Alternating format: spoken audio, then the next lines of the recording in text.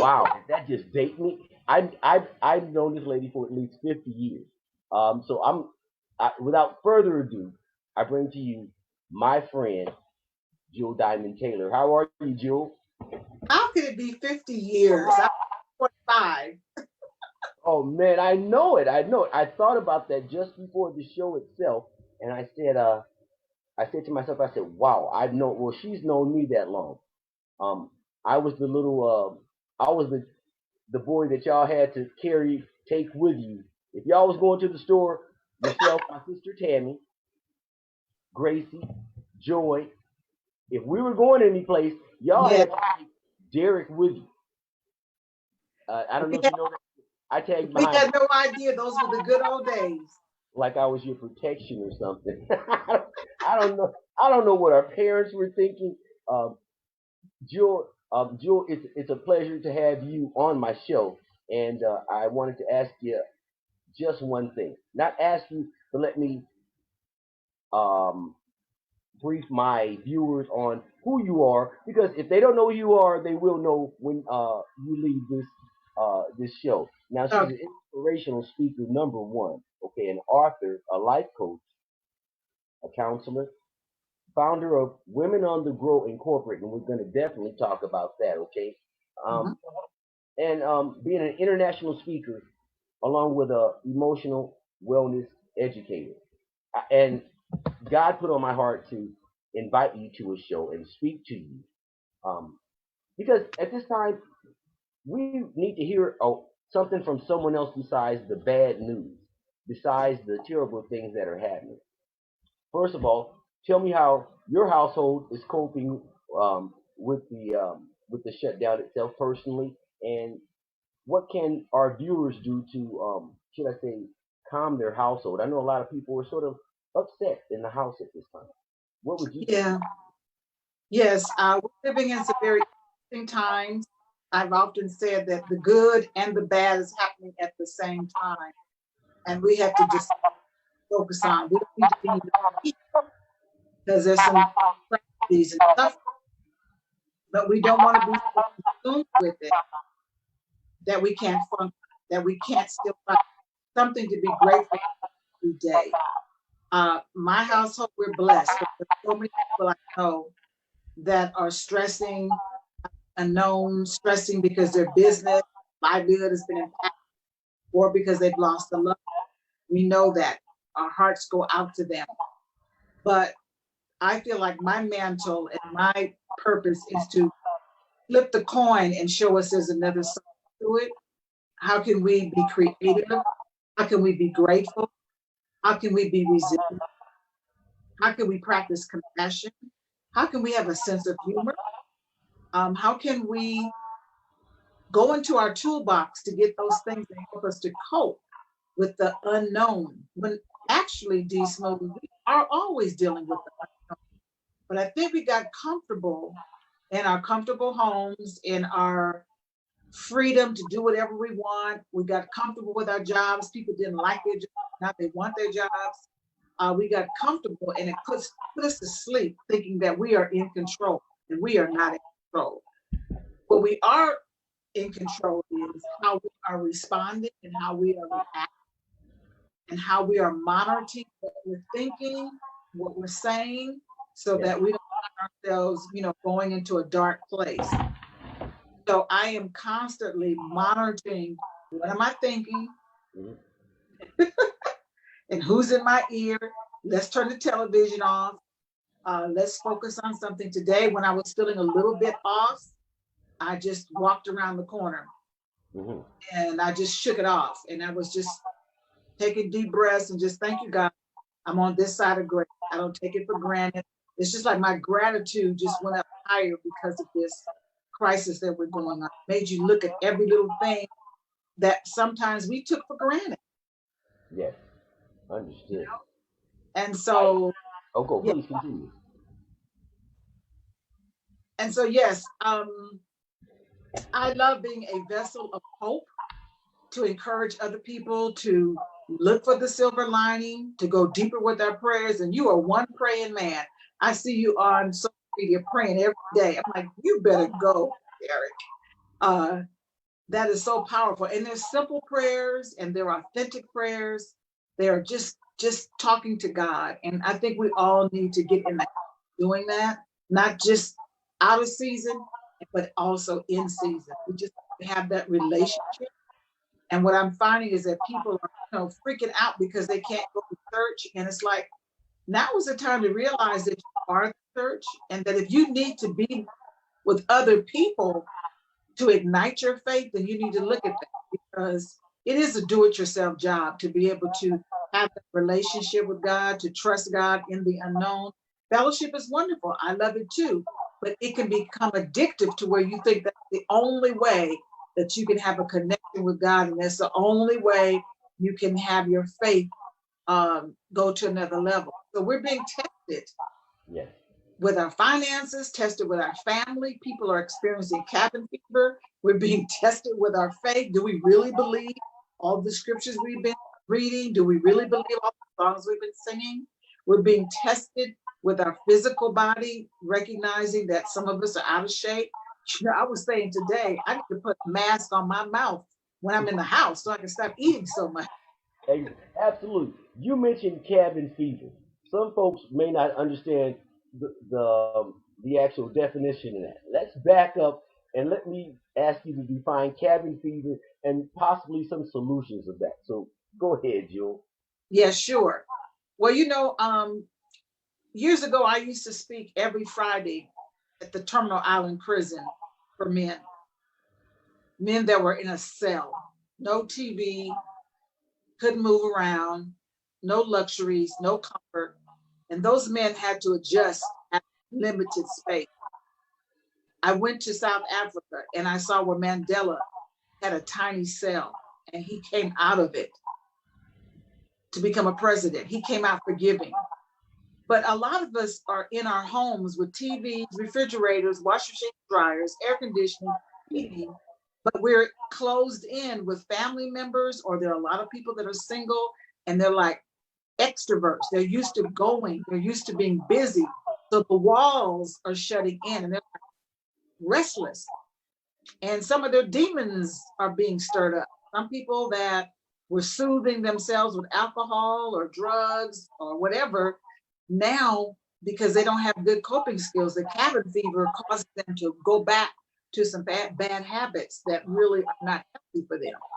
Wow. So cabin fever is just simply feeling like I can't stand it, I can't take it, I got to get out. And they're not able to cope. And Yeah. there's two sides to that. There are people that are blessed to be in the comfort of home. They could be with the mate, like I'll be upstairs, you be downstairs. Or there are people who are living in small quarters Yeah. and they can't get away from all the kids. They can't get away from the grandma and grandpa. They can't get away from parents. And they're on top of each other. They have no place to just kind of exhale and Yeah. have a space to just kind of meditate and pray or read. And so they're on top of one another, and the frustration level gets heightened. The stress gets heightened. People become argumentative. People become nasty, abusive, all kinds of things that'll happen out of cabin fever. So either we learn to adjust and be grateful that we do have some space to move around, Yeah. or we become compassionate for those that are stressing out and freaking out and don't have space and don't have income and they just got to get out the house. And we're pointing fingers like, what are they doing outdoors? And we don't realize that maybe the walls are pressing in on them and they're just stressed and they just need fresh air. And then you have people who already, before this happened, already had some anxiety issues. There's some people that were prone to being depressed or prone to being having high anxiety, didn't like being around people, or didn't like being touched, or they had some type of trauma in their past that made them have a lot of anxiety issues. And now with this going on and hearing the news day in and day out, it just takes them to another level of anxiety. Yes.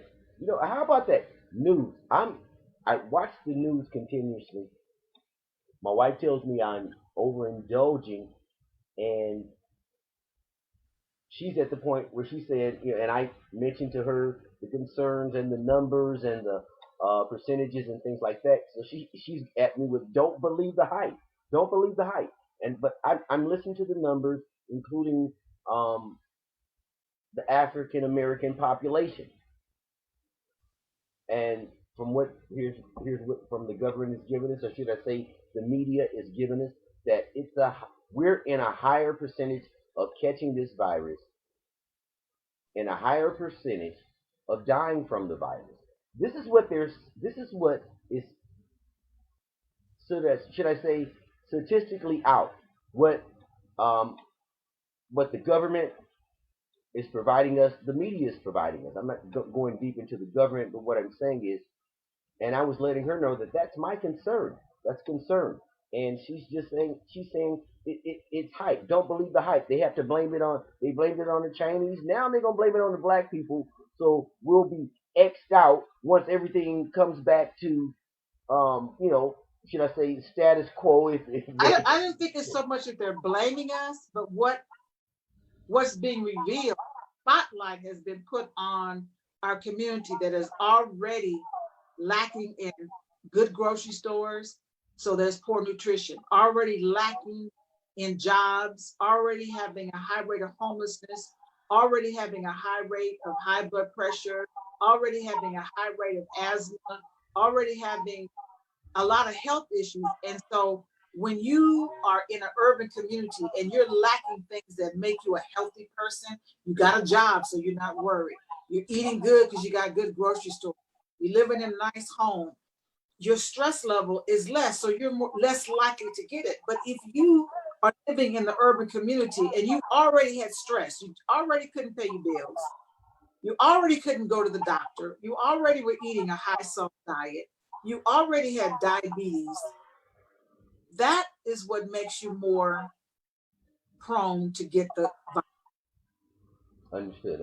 You see what I'm saying? So it's not that they're blaming us, it's just that the spotlight now is showing that urban communities that are dense, where people are living in apartment buildings and they're living close together and they are breathing the same air, and they already have alcoholism, they already have stress, they're riding the bus, they don't have another car, they don't have health insurance, they're already obese, they're already eating too much food that causes their lungs to be compromised because of our culture, the kind of things that we eat. And because there's a lot of us that smoke, you have already compromised your lungs. Yeah. So let's say if all Black people live near the ocean and all Black people have beautiful homes and 3-story houses and had 3 or 4 cars, and they went on vacations and the refrigerator was always full, they would be less likely to get the virus because their stress level is down. They're close to nature. They're not on top of each other. They got, so what, the bus system shut down. They got cars. Guess what? They could drive to another state. They don't have to be in, they're not stuck. Yeah. They have multiple streams of income. They got 401ks. They got, more money in the bank, which keeps their stress level down. But if you're living from paycheck to paycheck, which most people in the urban community are, Mm-hmm. it's a catastrophe. Yeah. You see? Yeah. And what's being reported is that if you are already seen as disposable and not valuable in the hospitals, who are they going to choose to give treatment to? Probably not a homeless person, probably not an elder. You see? Understood. Yeah. So I think that's what we're dealing with, is the fact that this virus is showing that our communities have been neglected in a lot of things that would make us healthier. Wow. That's a great thought on that. That's something that I should I say had never thought of in depth, such as you giving it to me. I'm gonna switch reels real quick. Okay. To Women on the Grow. Is that the exact name? Women on the Grow? Women on the Grow. Yes. Right. And this is an organization that Miss Taylor actually, should I say, formed, and she's a part of. It's a strong. I watch it from afar because it's Women on the Grow. I'm like, dang, where the men on the Grow? I know we need that. Yeah, But man. it's an organization that I started 35 years ago. First, it was called the Enlightened Circle. We started in LA. I remember And that. then, remember that? Because when I used to work with you, that's what I had. And then we changed the name to Women to Grow. And we are a 501c3 nonprofit. So what we do and what I do, along with my sister Joy, that you know, and a lot of the wonderful ladies, is I offer programs, events, books, coaching, retreats where women can come and learn how to deal with whatever is in their life that is causing them hardship, causing them stress. Women that are going through divorce, women that are single parents, women that are dealing with breast cancer, women that are going through abuse, women that have parenting issues, women that have had trauma in the past. In other words, my goal was to create a safe place where women could come and just get that healing, get that connection, get that fellowship, get the resources, get the books, get the counseling from me, so that their life is not a statistic, so that they could be resilient from grief, be resilient after the divorce, be resilient after getting laid off, be resilient after bankruptcy. Everybody suffers, you know that. Everybody suffers. But a lot of people don't have the tools to deal with it and to bounce back. And what I do there is I blend my spirituality with psychology and practical tools so that women can navigate this thing called life and not feel like a victim, not feel unworthy, not feel stuck, not feel broken, not feel damaged, but have hope and have joy again and feel like somebody sees me, somebody cares. Yeah. So I am so fortunate that I have people. It's like a ministry. I'm an ordained minister, but this is my ministry beyond the wall, that Okay. I'm not just teaching and infusing, giving them faith, but I'm also giving them practical tools to Yeah. understand how they're thinking, to understand their habits, their behavior, to understand their choices, to understand their past childhood and how that dictated how they are, who they choose to be within their life, how they spend their money, why they fall into addiction, why they come into depression. Because you know, in our culture, a lot of these things are taboo. You don't talk about it. What goes on in my house stays in the house. But now women are realizing, you know, I need to talk about that rape. I need to talk about that divorce. I need to talk about losing my mom. I need to talk about the job that is not paying me well. I need to talk about my depression. I need to talk about getting through my addiction. I'm going to be interviewing a young lady very soon who started off with me years ago, and now she lives in North Carolina. But she was sharing, Jewel, you helped me get through my alcoholism. And I'm like, thank you, God, that she was able to apply what I was teaching.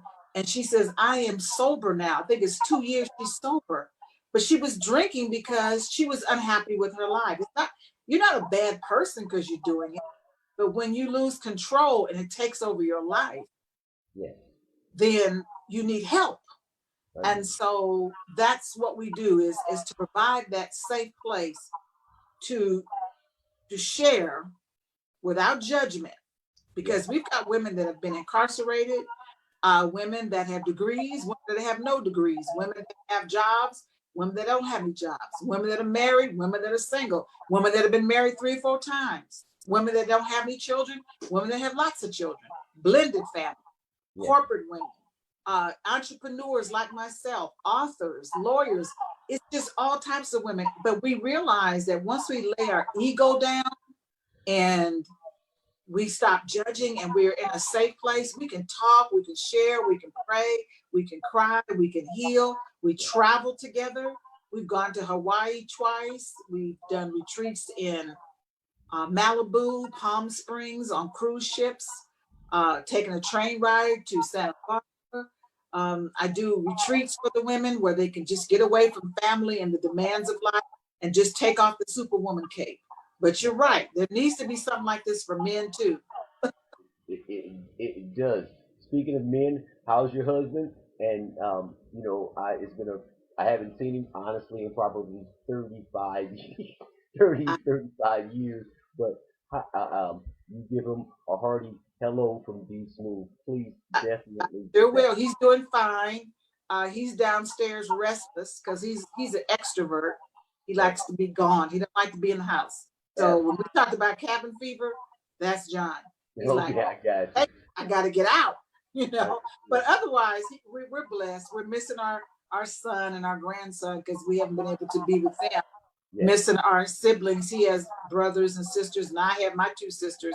But thank God for technology that we can, do our video chats Oh and man, phone. definitely. I was speaking to my wife, and she was like, "Wow, I see she is." She said, "I think I'm gonna let my gray grow," and then she threw it back out. And here's what I thought. I said, I love it. I'd love for you to go gray. Sometimes she wears um, uh, dreads or in different styles and that's her. I love her look. She always changes up. And I told her to go for it. So right now, in this pandemic, women, they really have to show their real. I feel you have to show your you. It's there. Yeah. I love the makeup, and pretty soon, if this keeps going, a lot of the dye is, they tell me the dye is very minimal right now. So Mm-hmm. I'm not saying everyone has to do it, but I guess I'm saying to my wife that I'd love to see you fully gray and you're beautiful um, like that, and that's what I want to say. What do you think about that? Well, how about it now? Everyone's in the house. It's like makeup's gonna run out real soon, dude. I love the way you love your wife. I love the way you honor her. I love the way you talk to her. That just every time I hear you make reference to her, it's like, yes, just to see a black man loving on his queen, it's a beautiful thing to hear and to see. And a lot of women, yeah, we do. I mean, hey, I'm a girly girl. I love hair. I love nails. I love jewelry. And when the camera's off, my husband sees me in the natural, and well, we've been married 50 years this year, so Yeah, I'm glad that I don't have to keep up the looks for him. I do it for me. yeah, I do it because it makes me feel good to do things for myself. But I'm glad that either way, I'm still accepted and I'm still appreciated. But you're right. There's a lot of women stressing out because the nail salons are closed, the hair salons are closed, and we're going man. to start learning how to do these things ourselves. Who you telling? Hey, there's a young lady that I've known for many years from my high school years. She was actually my English teacher for a couple of years in high school, and she's a dear friend of yours. And Mm, her name is Alice Campbell, and yeah. she's a fond, fond friend of mine. Let me get out the shot there. Excuse me. And that young lady right there really inspired me over the years, should I say, Jewel, and for her to be a friend of yours and you're a friend of mine, and that's a blessing right there. So I just wanted to let you know and that she was a great inspiration to a lot of us at Linwood High School, where she started her. Let me get out the way of that shot right there. Uh huh. Her teaching career. I can't wait to tell her because she's a retired principal, and yeah, she's part. We went to high school together, Dr. Alice Campbell, and her husband and my husband were good friends. And by her being a part of our ministry, it allowed her to heal from the grief of losing him. Yeah, And after retirement, a lot of times when we retire, you feel like, well, what am I going to do now? And you feel like you have no purpose and no value. yeah, And by her being connected to us, she discovered that she still loves to teach, but now she's teaching. I said, Alice, why don't you start a book club? Because you love to read. So that's she it. started her Black Butterflies Empowerment Book Circle. And, she's an awesome lady, sister friend, and so proud of her two children. They're doing so well. And it's just amazing how all of us are connected, huh? All the way back from college in And look, Linwood. and that's Dr. Alice Campbell for you that don't know. And Yes.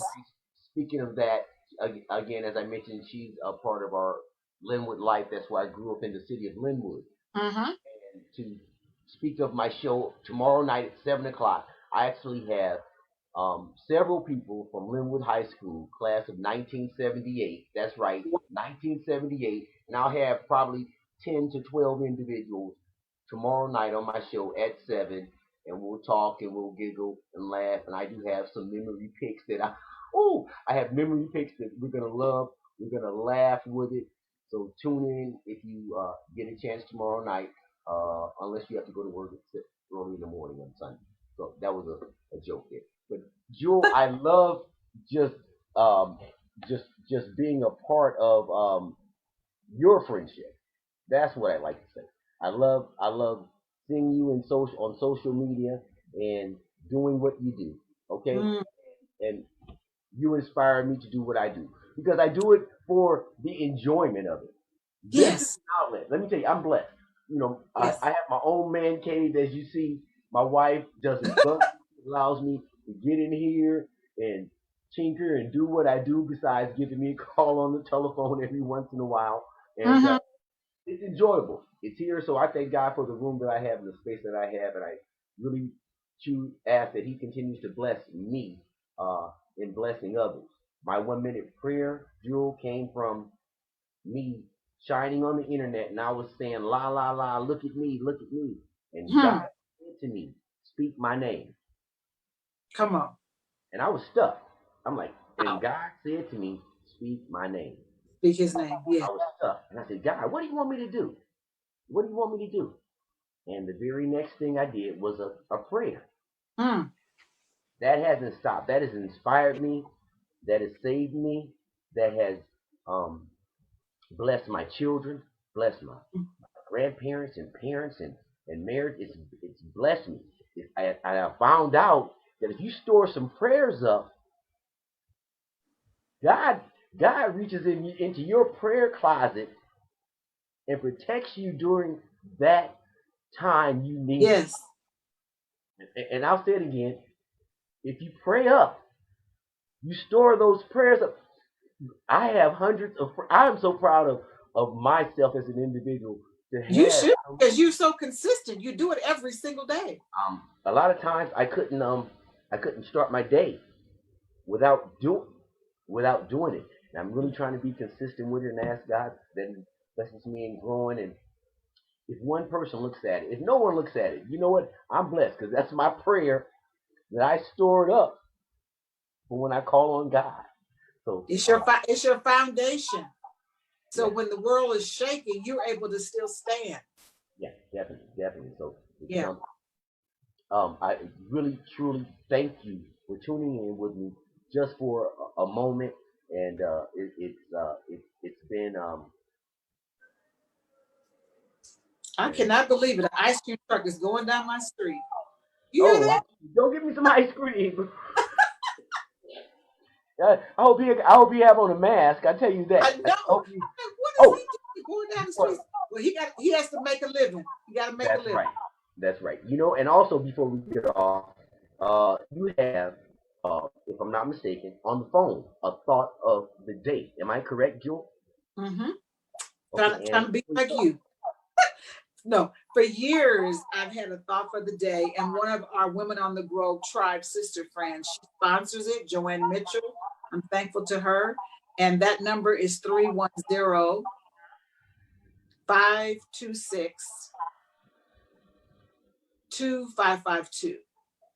I'm pretty sure that's what it is. five Three two one. six 2552. Let me make sure. I'm pretty sure it's 310. Where'd it go? Yeah, it's 310-526-2552. Okay. And then I have a website, jeweldiamondtaylor.com, Yes. womenonthegrove.org. And there they can learn about, read some articles, see pictures of our past activities. Those that would like to make a donation because you have a heart for pouring in and sowing a seed into good ground. This week, we've been able to give away hundreds of dollars to single mothers and women in distress because of our website. We have learned to reach out and say, look, please make your tax-deductible donations to Women on the Grow, and know that you will be a lot of women in distress.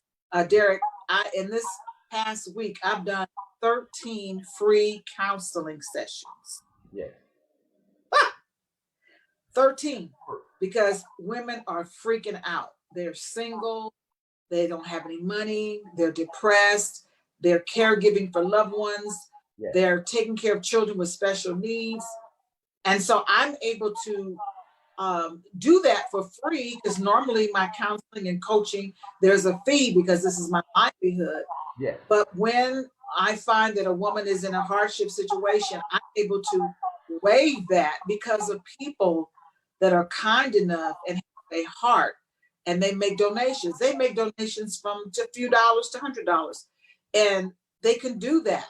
I would ask your audience, please go to our website, womenonthegrow.org. You never know if it's your sister, your daughter, your mama, your grandmother, co-worker, a church member that could be blessed because of our ministry. I'm so proud of the people that see what we're doing and pray for what we're doing, that we can help other women. We can't fix all of their problems, but you know, if you can help a sister get some groceries or pay a light bill, or you could just listen to her story because she's in grief. I was praying with a woman this week. She's lost 2 sons. I lost one 38-year-old son, but she lost 2 sons. And I'm like, oh my God, how can I charge somebody for that? I don't have to, because I have wonderful donors. So I would invite your listeners to please go to our website, womenonthegrow.org. Doesn't matter what you donate, it's going to make a difference in someone's life. Also, my jeweldiamondtaylor.com, on there, I have lots of blogs, lots of articles to read, videos. All of my speaking engagements have been canceled because of this COVID-19. But normally they could go to my website and find out where I'm speaking. I've been blessed to, you know, Derek, you and I used to work together years ago when I started this. No, but since stop. Those days, I have been able to speak in Brazil, South Africa, London, Jamaica, the Bahamas, St. Kitts, Turks and Caicos, Cancun, 35 of the United States invited and paid to speak. Come on, somebody. That's nothing but God. Nothing but God. Nothing but God. Let me tell you guys, I've got to tell you the story before we get off. I worked with Jewel at Worlds of Curls. I know you guys remember Worlds of Curls. Yes. You know, where everyone had the curls and we had the Worlds of Curls. And we were sales representatives for Worlds of Curls. Jewel was a senior sales representative, and I guess what do you call that? I guess I was intermediate. However, so we were in our office building, and I'm going to visualize. It was 5 of us, because when I came in, there were 4 women, and I had to earn my respect with those women. I remember Roz, and I can see everyone's face, but I was the 5th guy coming in because I was doing international sales. Mm-hmm. And we were there for months, and we were in pretty close space. We were at least 6 feet away from each other. Yes. And we'd come in there, and Jewel was doing what she's doing right now. I saw a vision of a person to where she is right now. It's unbelievable. So we're in the office one day, and Jewel comes in, and she's great, motivated. Wow, this really gets the office going and everything like that. And I knew what she did on the side. I knew what she did. She was a motivational speaker, and she was a writer. And one day she stood up, and she used to wear a cape. I think it was a Superwoman cape or something, right? But she had the cape, and she stood up, and she swung. Honest to God, guys, what? And she swung it around her neck, and threw her hands up and said, "I'm out." And of course, all the women in the place were like, "What's the matter, Ra? What's the matter, Drew? What's going on?" And she's like, "I'm good, but I'm out." This lady walked out of the, this is a big company, right? It was almost like a movie, like when you see one of those movies where the woman walks out the office and the whole corporation walks behind her, and she walks out, grabbed her purse, and started stepping, and everyone followed her out. She never turned back around. Let me tell you something. I'm not exaggerating. I could write a movie on that one. It's just the way she did it. She did it. She did it where you saw she meant it. And from that point, Jewel, I saw you grow, and The you grow, chapter closed. It was and you chapter grow. closed. You, Yeah, you yeah. wrote a book. No, one more thing. You wrote a book that I have. It's a small book. It's called "Too Blessed to Be Stressed." I meant to pull that out and show it when I said that, but that was an inspiration for me. Before we Yeah. go, once again, tell them where they can contact you, Jewel, and please. Well, when this is all over, I want you that are watching to call me and invite me to speak at your conference, your church, your college campus, your retreat, your book club, your house. It doesn't matter. I do it all. Uh, Call me at 323-964-1736, or you can email me, jewelmotivates@gmail.com, or just all my contact information, all my social media platforms are on my website, jeweldiamondtaylor.com. If you want to schedule some one-on-one coaching because you want to be inspired, you want to follow your dream, you want to get unstuck, you want to stop procrastinating, you want to emotionally heal from trauma, some type of adversity or hardship, I'm your girl. That's what I do. I do one-on-one, just like I'm doing now. I'll do a face-to-face with you privately, and we will talk and we will pray, and I will give you practical things that you can do that are spiritually Christian based, but they also help you be transformed by the renewing of your mind. Because once you change your mind, your behind will follow. I love that. I love that. Ladies and gentlemen, great friend of mine, great person, and I thank you for spending a few minutes with me on my show. Impromptu, I contacted her a bit earlier, say, hey, can you do a show with me? She said yes. So real soon we'll get together on um, one of my should I say endeavors. I don't know. Is that a word? Yeah, Endeavor. yeah. One of my endeavors. I'm doing the D Smooth Variety Show, so she'll be definitely a part of that. And I See, thank you. I love it. I love it, and we'll talk to you real soon. Tell Joy I said hello. I love I you. sure will. And God bless you and I your didn't do Jewel. family. Yes. Be safe, be well. God bless you, and thank you so much. I'm giving you a Wakanda hug. Thank you. Thank you. Listen, you know what I didn't do? I hate that. I didn't push record. So you asked me. You said, Derek, are you going to push record? I didn't. So we'll have to rely on Facebook on this one. I hope to have you back real soon. I would love you just to step in, not for such a long and lengthy interview, but just for a moment. We can call it Jules Time with the Girls or something like that. Okay, Just all right. I Okay. love you. Thank you so much. Thank Ladies you. and God gentlemen, bless thank you. Ladies and gentlemen, it's your boy D Smooth, along with my guest, and I thank her again, Jewel Diamond Taylor, a great friend of mine, um, great motivational speaker, and um, I'm happy for her to be a part of my life. Love you. you. We'll talk to you soon. As a matter of fact, I think I may go live and put the Whispers up against Tavares. I think I'll do a DJ set, the Whispers against Tavares, a little later on. D Smooth out. Have a great afternoon. Peace.